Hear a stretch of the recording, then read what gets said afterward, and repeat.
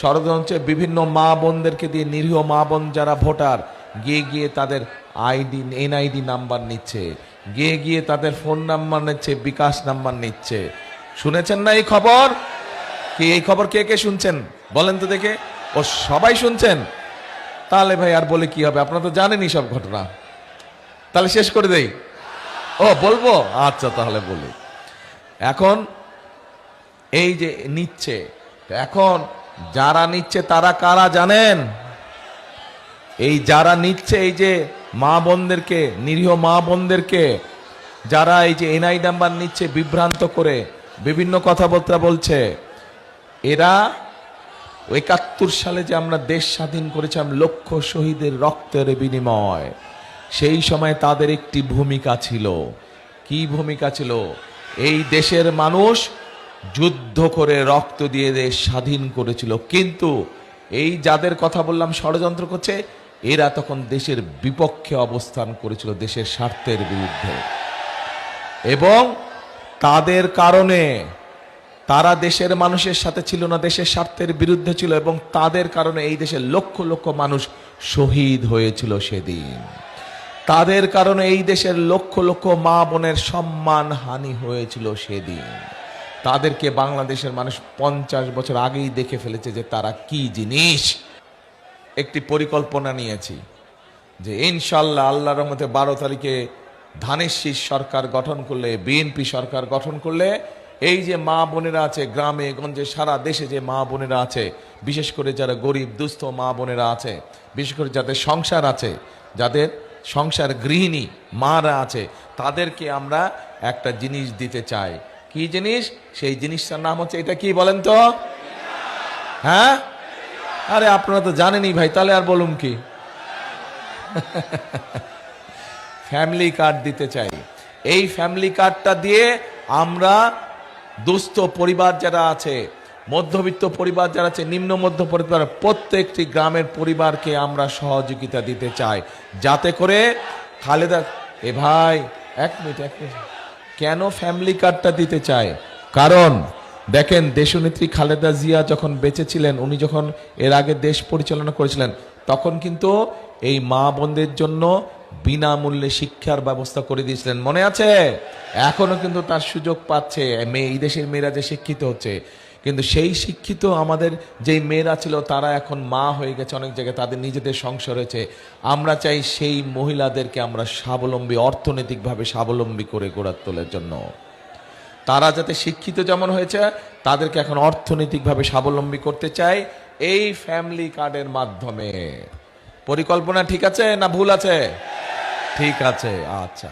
তাই যদি হয়, এবার আসেন, এই যে সারা দেশে এখানে কৃষি কাজ করেন কে কে? হাত তোলেন তো ভাই। কারা কারা? সবাই তো কৃষি কাজ করে, এত কৃষক, তাহলে তো খুব ভালো।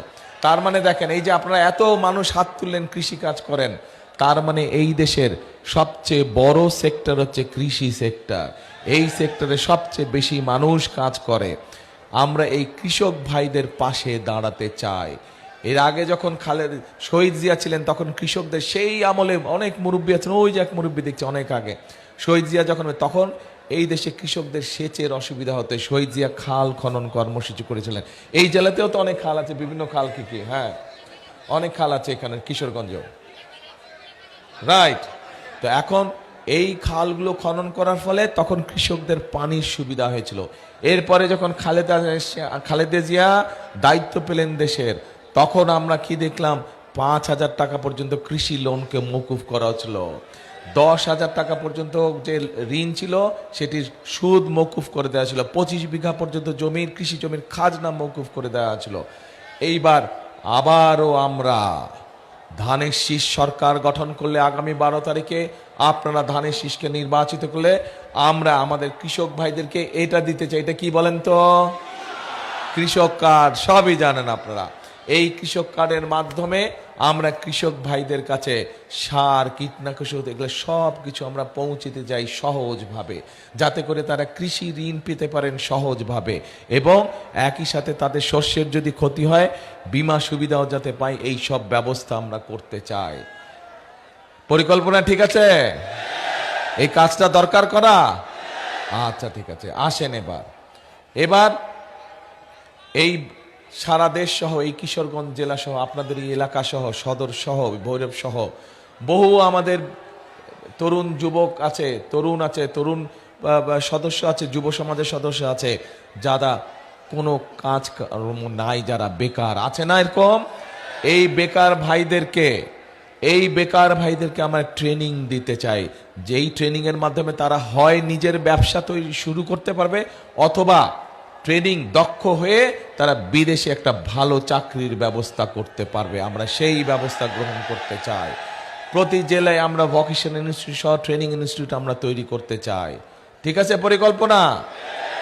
আচ্ছা ঠিক আছে। এবার আসেন, এবার আমাদের নারীদের জন্য আমরা কাজ করব, মা বোনদের জন্য আমরা কাজ করব, কৃষক ভাইদের জন্য আমরা কাজ করব। আমরা তরুণ যুবক যারা আছে, যুব সমাজের সদস্য যারা আছে, যারা বেকার আছে, তাদের কর্মসংস্থানের ব্যাপারে আমরা পরিকল্পনা করেছি, কাজ করব। আমরা আরেকটি শ্রেণীর মানুষ, যেই মানুষগুলো আমাদের জীবনের সাথে ওতপ্রোতভাবে জড়িত, যেই মানুষগুলো আমাদের জীবন জন্ম থেকে মৃত্যু পর্যন্ত যারা আমাদের সাথে জড়িত, বিভিন্ন দুঃসময়ে যারা আমাদেরকে বিভিন্ন ভালো পরামর্শ দিয়ে থাকে, তারা কারা? তারা হচ্ছে আমাদের সমাজের, আমাদের বিভিন্ন মসজিদ মাদ্রাসার ইমাম খতিব যারা, তারা মুয়াজ্জেম সাহেব যারা, তাদের এই মানুষগুলোর জন্য আমরা একটি সম্মানের ব্যবস্থা করতে চাই। পরিকল্পনা ঠিক আছে? আচ্ছা ভাই, এখন যেই পরিকল্পনার কথা বললাম যদি ঠিক থাকে, এই কাজগুলো ইনশাল্লাহ বিএনপির সরকার, বিএনপির আগামী সরকার সেগুলো বাস্তবায়ন করবে, এই সবগুলো কাজ। কিন্তু আপনাদের সকলের একটি দায়িত্ব আছে, এই জনগণের একটি দায়িত্ব আছে যারা ভোটার,